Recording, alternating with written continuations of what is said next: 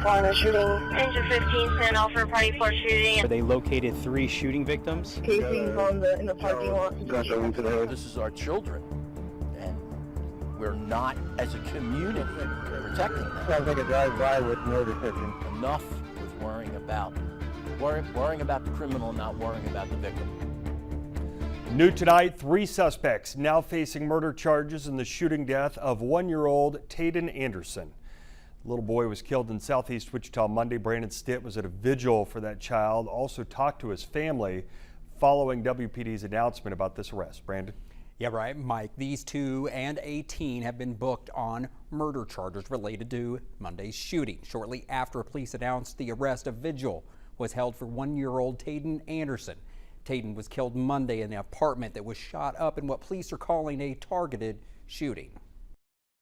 The announcement was made Thursday by Wichita police. We do know the 2 men, Jonathan Tillery Matthias and Kavion Richard, were arrested shortly after the shooting, but were held on other charges. The charge of murder was not added to their booking records until later.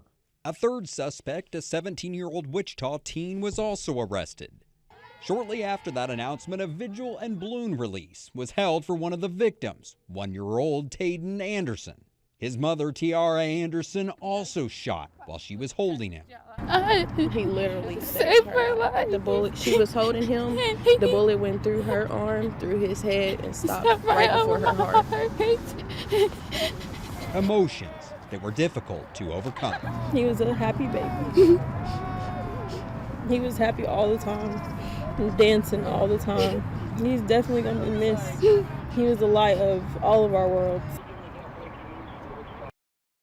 Tiara's sister also was shot during that shooting on Monday, remains hospitalized, but the family says she is expected to recover. Police will present their case to the district attorney as early as tomorrow, and they will determine the official charges.